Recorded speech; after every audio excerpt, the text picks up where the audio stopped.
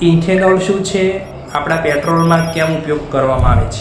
પણ જો તમારી બાઇક કે જે 4 થી 5 7 વર્ષ જે જૂનું થઈ ગયું હોય છે એના પછીના તમે વાપરતા હોય અને એની અંદર તમે ઘણું સર્વિસ પણ કરાવી દેશો, બધું કરાવી દેશો.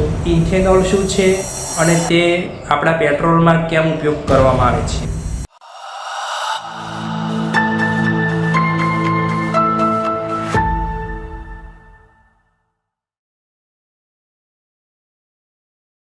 મિત્રો, ઇથેનોલ છે એક ખેતી આધારિત બનવામાં આવતું એક દ્રવ્ય છે.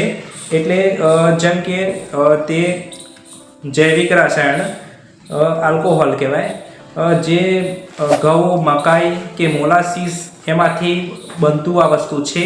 તેમાં પાણીનો પણ ઉપયોગ થાય છે અને તે બનાવીને તે પ્રવાહી બને છે અને તેને ઇથેનોલ કહેવામાં આવે છે. એટલે કે તે આપણા ખેડૂતોમાંથી જે ખેતી કરે છે, જે મકાઈને જે પાક પાકે છે એમાંથી જ બને છે. પરંતુ મિત્રો, એના માટે પાણીનો પણ ઉપયોગ કરવામાં આવે છે અને પાણીની પણ આપણે અછત તો પહેલેથી છે જ. અને પેટ્રોલની પણ એવી અછત છે કે જે એકવાર મળ્યા પછી તે બીજી વાર મળતું નથી, જ્યાંથી નીકળે છે ત્યાંથી.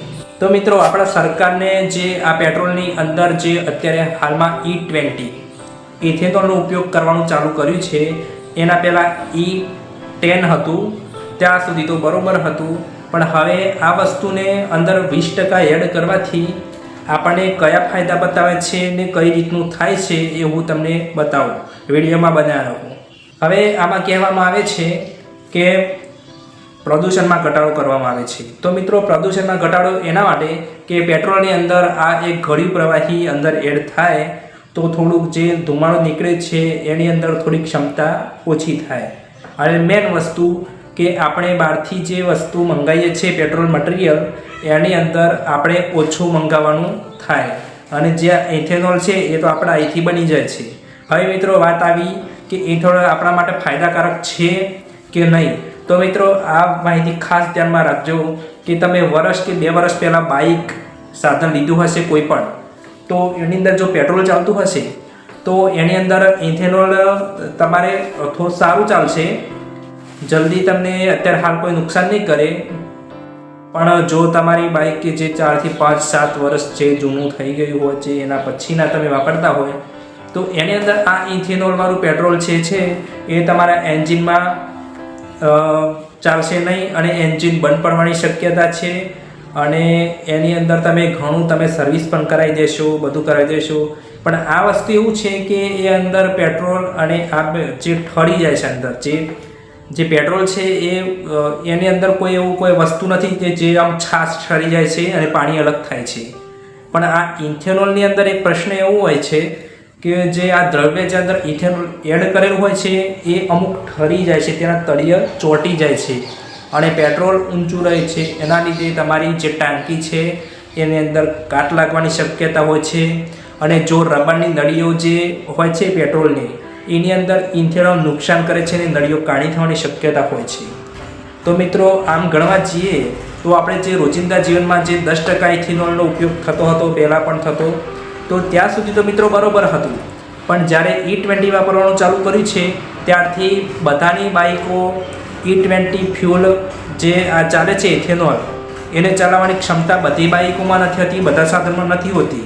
તો મિત્રો, આપણે સરકારશ્રીને પણ એવું કરવું જોઈએ કે જેને પ્યોર પેટ્રોલ લેવું છે એના માટે થોડોક ભાવ વધારે જે હોય પણ તેનું પણ ઓપ્શન રાખવું પડે અને જે આ ઇથેનોલવાળું લેવું હોય એનો પણ ભાવ રાખવો પડે. કેમ કે બધાની ગાડીઓ માઇલેજ આ પેટ્રોલ પર નથી આપી શકતી.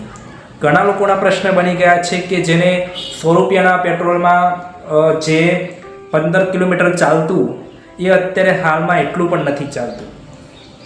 અને અમુક સમયે તો જો પેટ્રોલ અંદર બતાવે છે અને તમે એને પછી તે બાઇક તમે પાર્ક કરશો અને 1-2 દિવસ પછી તમે જોશો તો તમારે એની અંદર આ વસ્તુ ઓછું બતાવશે. તો મિત્રો, તમને જરૂર આમ અલગ લાગતું હશે કે આ માહિતીમાં આવું છે, પણ મિત્રો આ જ શક્ય છે. અને જે આપણે બીજા દેશમાંથી આ ઇથેનોલની જે આપણે કોપી કરી છે બરાબર, તો એ ઇથેનોલની કોપીની અંદર બીજા દેશમાં ઇથેનોલ વાપરે જ છે, એ લોકોએ ચાલુ કર્યું છે, હવે ચાલુ કર્યું છે. પણ તેની અંદર એ લોકોએ 2 ઓપ્શન આપ્યા છે કે પ્યોર પેટ્રોલ અને ઇથેનોલવાળું પેટ્રોલ. તો એની અંદર જેને પ્યોર પેટ્રોલ નખાવવું હોય તે નખાઈ શકે છે. પણ આપણા તો અહીંયા એક જ ઓપ્શન, લેવું હોય તો લ્યો, ને કે ઇથેનોલવાળું લ્યો. બરાબર, આ એક જ વસ્તુ ચાલે છે. તો આ વસ્તુ થોડીક ખોટી છે. અને આ અત્યારે હાલમાં સાધનો જે અત્યારે ચાલે છે એ હાલ બંધ નહીં થાય, પણ થોડુંક રૂટીન ચાલશે, 6 મહિના ચાલશે, 1 વર્ષ ચાલશે, 1.5 વર્ષ ચાલશે, એના પછી બધું રિઝલ્ટ મળી જશે કે આ વસ્તુ આપણા માટે સારું હતું કે સારું નહીં. પણ અત્યારે હાલમાં મિત્રો કેવું છે કે અત્યારે હાલમાં જેને ઇથેનોલનો પ્રયોગ કર્યો છે, જે વેચે છે, એ હાલ અત્યારે કોઈ વાતની લેવા દેવા રાખતા નથી. પણ લેવા દેવા અત્યારે આપણા ઉપર છે. કેમ કે એ લોકોને તો બનાવવાનું છે ને વેચવાનું છે, પણ ઉપયોગ આપણે કરવાનો છે. હવે આપણે ઉપયોગ કરીએ છીએ, પણ ઘણા લોકોના બાઇક કે ઘણા લોકોના સાધન આ ઇથેનોલના પેટ્રોલના કારણે માઇલેજ નથી આપતા અને બંધ પડી ગયા છે. અને ઘણા લોકો તો ગેરેજમાં જઈને પણ રિપેરિંગ કરે લાવીને, અથવા તો જે કાર્પેટર જે આવે છે ને અંદર એનો પાર્ટ, એને પણ તેને બદલાવીને ખર્ચો કરીને 2-3 હજારનો ખર્ચો કરીને લોકો આ વસ્તુ કરાવે છે. તો પણ જે રિઝલ્ટ પહેલાં મળતું હતું એ રિઝલ્ટ હાલ નથી મળતું. એનું કારણ છે ઇથેનોલ. તો મિત્રો આ ખાસ કાળજી રાખવી. અને બનતા સુધી જો સરકાર હજી પણ પ્યોર પેટ્રોલનું જો ઓપ્શન રાખે તો સારું છે. એમનું માનવું એવું છે કે પ્રદૂષણ, પછી અમુક જે ત્યાંથી મંગાવવાનો ખર્ચો ઓછો, વાત સાચી છે. પણ સામે જેને બાઇકો નવો લેટેસ્ટ છે એ લોકોને આ જે વસ્તુનો લાભ લેવા મળશે. પણ આપણી જે 3-4 વર્ષથી ઉપરના બાઇકો છે એ બિચારા ક્યાં જાય? એ બધાને ક્યાં બાઇક વેચી મારવાના બંગાળમાં અને પછી પાછું પેલું નવા લાવવાના? તો આ વસ્તુ ખોટી છે. આપણે આ વસ્તુને સિરિયસ લેવી પડે. અને કહેવામાં આવે છે બીજી વસ્તુ કે ખેડૂતોને ફાયદો. હવે ખેડૂતોને કેટલો ફાયદો છે ને કેટલું નુકસાન છે, અહીંયા ખેડૂતો નીચે કમેન્ટમાં લખશે તો તમને લોકોને દરેકને ખબર પડશે કે ખેડૂતોને કેટલો ફાયદો છે. પહેલાં તો પાણીનો, બિયારણનો, ખાતર પણ મળતા નથી. પહેલાં ખાતર મળતા હતા, અત્યારે ખાતર પણ નથી મળતા. અત્યારે હાલમાં નોંધાઈને પાછું 2 દિવસની અંદર ના લઈ જાઓ તો પાછું પ્રોબ્લેમ. હવે ખેડૂતને જે જફા ઊભી થઈ છે ને એ તો હજી જે બેઠે જે ખાય છે એને તો ખબર નથી, પણ જેને ખેડૂતને ખબર છે કે આ કઈ રીતના છે. તો હવે આ વસ્તુ ખેડૂત ઉપર મૂકી છે. હવે તમે ખેડૂતની વાત કરી તો ખેડૂતના અમે લોકો, હું પણ ખેતી કરું છું. તો ઘણા લોકો જે અંદર માર્કેટની અંદર તમારા જે કોઈ પણ કપાસનું રૂ હોય કે મગફળી હોય કે ઘઉં હોય કે બાજરી હોય, જો તમે વેચવા જશો તો તમને ઓછા ભાવમાં લઈ લેશે. અને એ જ વસ્તુની જે કોઈક વસ્તુ બહાર કે કોઈક બનતું હોય કે એ જગ્યાએ તમે જજો, એ જગ્યાએ બહુ મોંઘું મળશે. તો આ એક ખેડૂત સાથે પણ અન્યાય છે. તો આ વસ્તુમાં પણ આપણે સિરિયસ થવાની જરૂર છે. હાલ તો વાત રહી પેટ્રોલની છે. હવે મિત્રો આપણે આવી બેદરકારી રાખશું તો આગળના સમયમાં પણ આપણને આવું બધું ભોગવવાનું જ આવવાનું છે, જેમ ગેસ બાટલાની અંદર ભોગવવાનું આવ્યું એમ. તો વિડીયો સારો લાગ્યો હોય, જાણકારીવાળો લાગ્યો હોય, આ વિડીયો ખાલી જાણકારી માટે છે. આમાં કોઈને ટાર્ગેટ કરવામાં આવ્યું નથી.